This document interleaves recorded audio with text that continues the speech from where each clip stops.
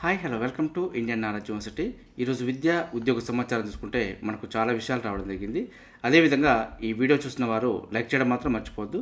మీరు చేసే లైక్ వల్ల ఎడ్యుకేషన్ మరియు ఎంప్లాయ్మెంట్కి సంబంధించి ప్రతి ఇన్ఫర్మేషను అందరికీ చేరే ప్రయత్నం జరుగుతుంది. సో ప్రధానంగా ఈరోజు సంబంధించిన వివరాలు చూసుకుంటే మనకు ఇది విద్య ఉద్యోగ సమాచారం కాకపోయినా కూడా కొంత తెలుసుకోవాల్సిన విషయం కాబట్టి దీనిపైన కొంత అప్డేట్ ఇచ్చే ప్రయత్నం చేస్తున్నాను. పహల్గామ్కు త్వరలో ధీటైన జవాబు, ఎక్కడ ఎప్పుడు ఎలాగన్నది వారిష్టం అంటూ బలగాల సామర్థ్యంపై పూర్తి విశ్వాసం, ఉగ్రవాదాన్ని అంతం చేసి తీరాల్సిందే అంటూ ప్రధాని అయితే పేర్కొనడం జరిగింది. దేశమంతా అదే కోరుతుందని ప్రధాని. సిడిఎస్ త్రివిధ దళాధిపతులతో భేటీ, ఉగ్రవాదంపై పోరాటంలో జవాన్లు పూర్తి స్వేచ్ఛగా వ్యవహరించవచ్చు అంటూ సొంతంగా నిర్ణయాలు తీసుకోవచ్చు. ఉగ్రముష్కరులకు వారి సూత్రధారులకు చెప్పబోయే గుణపాఠం దాయాది జన్మలో మర్చిపోలేని రీతిలో ఉండాలంటూ ప్రధానంగా అయితే పేర్కొనడం జరిగింది.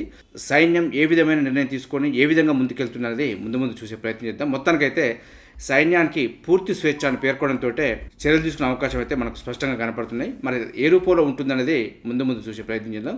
గతంలో చూసుకుంటే ఆర్మీతోటి చర్య తీసుకోవడం జరిగింది. అదేవిధంగా ఎయిర్ ఫోర్స్ తోటి చర్యలు తీసుకోవడం జరిగింది. మరి మిగిలింది నావీ కాబట్టి మరి నావీతోటి ఏమైనా ఛాన్స్ ఉందా, లేదంటే పీఓకేలో ఉన్న ఉగ్రస్థావరాల లక్ష్యంగా మరి యుద్ధం చేస్తుందన్నది చూసే ప్రయత్నం చేద్దాం. అదేవిధంగా నేడు 1 గంటకు 10th ఫలితాలు అంటూ చూసుకోవచ్చు. 10th సంబంధించిన ఫలితాలు అయితే ఈరోజు మధ్యాహ్నం రాబోతున్నాయి, చూసుకునే ప్రయత్నం చేయండి. అదేవిధంగా మనం పాటించుకుంటే 52వ CJIగా జస్టిస్ గవాయ్ అంటూ మనకు పేర్కొనడం జరిగింది. కేంద్ర న్యాయశాఖ నోటిఫికేషన్ అయితే రిలీజ్ చేయడం జరిగింది. మనకు సుప్రీంకోర్టు 52వ ప్రధాన న్యాయమూర్తిగా జస్టిస్ భూషణ్ రామకృష్ణ గవాయ్ నియమితులయ్యారంటూ చూసుకోవచ్చు. ఆయన నియామకానికి రాష్ట్రపతి ద్రౌపది ముర్ము ఆమోద ముద్ర వేయడం జరిగింది.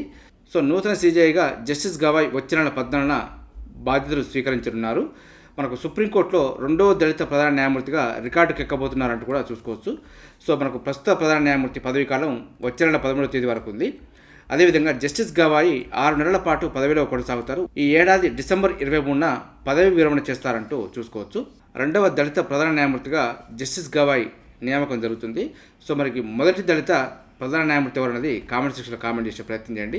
అదేవిధంగా RRB పరీక్షలను సజావుగా నిర్వహించనంటూ వార్త తెలుసుకోవచ్చు. మనకు ఇండియన్ రైల్వే ఆధ్వర్యంలో మే 2 నుంచి 6 వరకు నిర్వహించిన రైల్వే రిక్రూట్మెంట్ బోర్డు పరీక్షలను సజావుగా నిర్వహించాలంటూ సంబంధిత అధికారులను SCRGM ఆదేశించారంటూ వార్త తెలుసుకోవచ్చు. మనకు RRB అధికారిక వెబ్సైట్ నుంచి మాత్రమే ఆల్ టికెట్ డౌన్లోడ్ చేసుకోవాలి. మోసపూరిత వెబ్సైట్ కూడా చాలా అందుబాటులో ఉన్నాయి కాబట్టి జాగ్రత్తగా ఉండాలంటూ మనకు సూచించడం జరిగింది.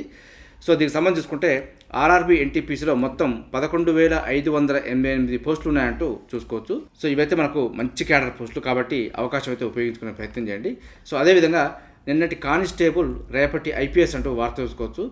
మనం సాధారణంగా వాడుకలో కానిస్టేబుల్ టు కలెక్టర్ వరకు అనే ఒక నానుడిని వాడతాం. దాన్ని నిజం చేసిన ఉదయ్ కృష్ణారెడ్డి ప్రయాణం అంటూ వార్త చూసుకోవచ్చు. ఉదయ్ కృష్ణారెడ్డి ప్రయాణం అనేది స్ఫూర్తిదాయకంగా నిలబడ్డదంటూ కూడా మనకి ఇవ్వడం జరిగింది. మొత్తానికి కానిస్టేబుల్ ఉద్యోగం చేస్తున్న క్రమంలో ఒక అధికారి అవమానించాడనే ఉద్దేశంతో దానికి రాజీనామా చేసి IPS లక్ష్యంగా ప్రిపేర్ అవ్వడం జరిగింది. సక్సెస్ అయ్యి ఈరోజు అందరికీ ఆదర్శంగా నిలబడ్డాడని చెప్పుకోవచ్చు.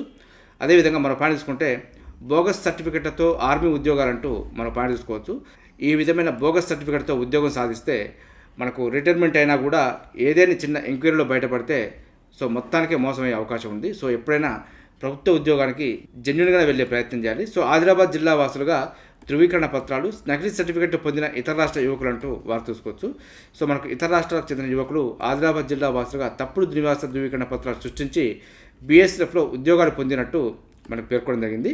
మహారాష్ట్ర, మధ్యప్రదేశ్ రాష్ట్రాల నుంచి ఉద్యోగాలు పొందగా ఎంపికైన వారి సర్టిఫికెట్ల విచారణ కోసం అధికారులు రాగా తమ గ్రామాల నుంచి ఎవరూ ఆర్మీకి ఎంపిక కాలేదంటూ గ్రామస్తులు పేర్కొనడంతో వెలుగులోకి వచ్చినట్టు చూసుకోవచ్చు. మొత్తానికి ఆదిలాబాద్ జిల్లాలో స్థానికులుగా నివాస ధృవీకరణ పత్రాలు సబ్మిట్ చేసి ఉద్యోగాలు పొందడం జరిగింది. ఎంక్వైరీలో బయటపడింది కాబట్టి జైలుకి వెళ్ళే అవకాశాలు ఉంటాయి. నకిలీ ధృవీకరణ పత్రాలతోటి కొంత చర్యలు అయితే తీవ్రంగానే ఉంటాయి. ఇది బోగస్ సర్టిఫికేట్ సంబంధించి అప్డేట్ సమాచారం. అదేవిధంగా మనం పాటించుకుంటే జూన్ 2 నుంచి రాష్ట్రమంతా రెవెన్యూ సదస్సులు, 10,956 మంది గ్రామ రెవెన్యూ అధికారులు, 1000 మంది సర్వేయర్లను నియమిస్తామంటూ రెవెన్యూ మంత్రి అయితే పేర్కొనడం జరిగింది. ఇప్పటికీ ఎన్నో సందర్భాల్లో ఎన్నో విధాలుగా మాట్లాడడం జరిగింది. ఏదేమైనప్పటికీ మనకు మే 10న పాత VRO VREలకైతే ఎగ్జామ్ కండక్ట్ చేయబోతుంది. దానికి సంబంధించిన అప్డేట్ సమాచారం రాగానే మీకు ఇంటిమేషన్ ఇచ్చే ప్రయత్నం చేస్తాను. అదేవిధంగా ప్రస్తుతం అయితే 380 మంది ప్రభుత్వ సర్వేయర్లుగా ఉన్నారంటూ పేర్కొనడం జరిగింది. సో మరో 1000 మందిని నియమిస్తారంటూ కూడా మనకు చూసుకోవచ్చు. సో కాబట్టి ఖచ్చితంగా సర్వేయర్కి సంబంధించి ఒక 1000-1000 వరకు నోటిఫికేషన్ వచ్చే అవకాశం ఉంది. మిగిలిన వాటికి ప్రైవేటు వ్యక్తులకు ట్రైనింగ్ ఇచ్చి లైసెన్స్ ఇచ్చే అవకాశం ఉంది. సో మనకు ఒక 1000 వరకు సర్వేలకు సంబంధించి నోటిఫికేషన్ వస్తుంది. అదేవిధంగా ఒక 5,000-6,000 వరకు వీఆర్ఓలకు సంబంధించి అంటే మనకు జీపీఓకి సంబంధించి నోటిఫికేషన్ వచ్చే అవకాశం ఉంది. సో దీనికి సంబంధించి ప్రత్యేకమైన వీడియోలు మన ఛానల్లో చాలా అందుబాటులో ఉన్నాయి. సో ఒకసారి చూసుకుంటే మీకు అవగాహన అయితే రావడం జరుగుతుంది. అదేవిధంగా మరో పాయింట్ తీసుకుంటే టెట్ దరఖాస్తుకు నేడే ఆఖరు అంటూ వార్త చూసుకోవచ్చు. మంగళవారం వరకు అయితే 1,34,011 దరఖాస్తులు వచ్చాయంటూ ఇవ్వడం జరిగింది. సో మొత్తానికి టెట్కు ఈసారి 1.50 లక్షల మంది రాబోతున్నారంటూ కూడా ఇవ్వడం జరిగింది. సో భారీగా తగ్గిన దరఖాస్తులు నేటితో ముగినున్న గడువు. సో ఇప్పటివరకు కూడా అప్లికేషన్ చేసుకున్న వారంటే అప్లికేషన్ చేసుకునే ప్రయత్నం చేయండి. ఈరోజు లాస్ట్ డేటు. రేపు దోస్తు షెడ్యూల్ అంటూ వార్త చూసుకోవచ్చు. ఆలస్యంపై సీఎంఓ ఆరా వెంటనే రిలీజ్ చేయాలని కౌన్సిల్కు ఆదేశం అంటూ చూసుకోవచ్చు.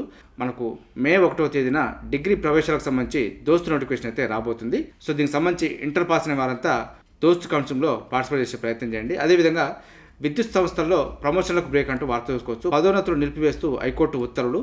జూన్ 30న తదుపరి విచారణ అంటూ వాయిదా వేయడం జరిగింది.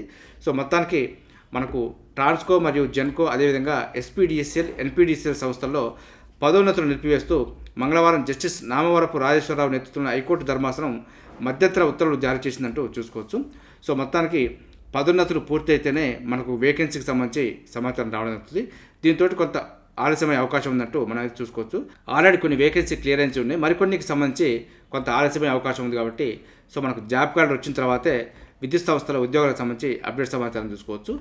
లాసెట్కు మెడిసిన్ మరియు ఇంజనీరింగ్ విద్యార్థులు అర్హులంటూ వార్త చూసుకోవచ్చు. నేటితో మిగిలిన లాసెట్ గడువు. లాసెట్ 2025కు మెడిసిన్ మరియు ఇంజనీరింగ్ విద్యార్హతతో ఏదైనా డిగ్రీ పూర్తి చేసిన విద్యార్థులు కూడా అర్హులంటూ టీఎస్ లాసెట్ కన్వీనర్ పేర్కొన్నారంటూ చూసుకోవచ్చు. దీనికి ఎలాంటి అపరాధ రుసుము లేకుండా నేటి వరకు అయితే గడువు ఉంది. సో అప్లికేషన్ చేసుకునే వారంటే అప్లికేషన్ చేసుకునే ప్రయత్నం చేయండి. గడువుతోటి ఫైన్ తోటి మరికొంత గడువు ఉంది. సో చూసుకునే ప్రయత్నం చేయండి. ఇప్పటివరకు అయితే 46,880 మంది మాత్రమే దరఖాస్తు చేసుకున్నారంటూ ఇవ్వడం జరిగింది. సో ఈరోజు అయితే మరికొంతమంది దరఖాస్తు చేసుకునే అవకాశం ఉంది. అదేవిధంగా మరో పాయింట్ తీసుకుంటే ఏపీ సెట్ పరీక్షలు ప్రారంభమైనాయి అంటూ వార్త చూసుకోవచ్చు. మొదటి రోజు 92.74% హాజరు, మధ్యాహ్నం వరకు 93.53% హాజరు అంటూ ఇవ్వడం జరిగింది. సో దీనికి సంబంధించి మనకు ఆదివారం వరకు ఏపీ సెట్ పరీక్షలు అయితే తెరనున్నాయి. దీనికి సంబంధించి ఇంజనీరింగ్ మరియు అగ్రికల్చర్ ఫార్మసీ కోర్సులో 2025-26 విద్యా సంవత్సరంలో ప్రవేశాల కోసం నిర్వహించే ఏపీ సెట్ పరీక్షలు ఆన్లైన్లో మంగళవారం ప్రారంభమైనాయి. చివరి క్షణం వరకు కూడా ఎగ్జామ్స్ మంచిగా రాసే ప్రయత్నం చేయండి.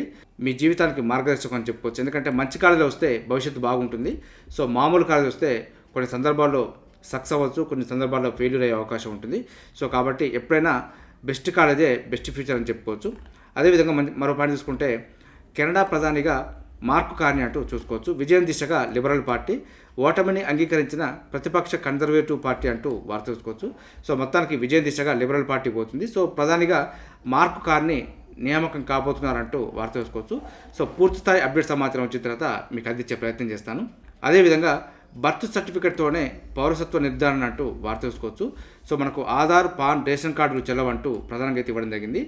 జనన ధృవీకరణ మరియు శాశ్వత నివాస ధృవీకరణ పత్రాలను మాత్రమే పౌరసత్వాన్ని రుజువు చేసే అధికారిక పత్రాలుగా గుర్తిస్తామంటూ కేంద్రం అయితే స్పష్టం చేసింది. సో మనకు కరెంట్ అఫేర్లో భాగంగా లేదంటే జీకేలో భాగంగా అడిగే అవకాశం ఉంది. కాబట్టి చూసుకునే ప్రయత్నం చేయండి. అదేవిధంగా పాలిటీలో భాగంగా కూడా అడిగే అవకాశం ఉంది.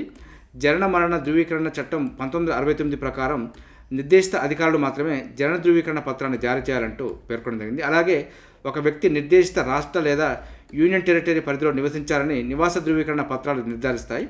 ఇది అతడు లేక ఆమె భారతీయ పౌరసత్వాన్ని కలిగి ఉన్నాడన్న వాదనలను రుజువు చేస్తాయంటూ పేర్కొనడం జరిగింది. ఈ పత్రాలు లేని వారు తమ పౌరసత్వ నిర్ధారణకు సంబంధిత మున్సిపల్ లేదా రాష్ట్ర ప్రభుత్వ అధికారులను ఆశ్రయించాల్సి ఉంటుందంటూ మనకు పేర్కొనడం జరిగింది. సో ఇది మనకు బర్త్ సర్టిఫికేట్తోనే పౌరసత్వ నిర్ధారణ అంటూ దానికి సంబంధించిన సమాచారం అయితే చూసుకోవచ్చు. చూస్తారుగా ఇది ఈరోజు సంబంధించి విద్యా ఉద్యోగ సమాచారం. ఇదే విధంగా మన ఛానల్ అయితే ప్రతిరోజు మార్నింగ్ రావడం జరుగుతుంది. వీటితో పాటు అడ్మిషన్ నోటిఫికేషన్స్ మరియు రిక్రూట్మెంట్ నోటిఫికేషన్ సంబంధించి కూడా ఎప్పటికప్పుడు అప్డేట్ సమాచారం అయితే మీకు అందించే ప్రయత్నం చేస్తున్నాను. మన ఛానల్ చూస్తున్న వారు సబ్స్క్రైబ్ చేసుకొని ఫాలో అవుతూ ఉండండి. ఈ వీడియో నచ్చితే లైక్ చేయండి, షేర్ చేయండి, సబ్స్క్రైబ్ చేసుకోవడం మాత్రం మర్చిపోవద్దు. Have a nice day.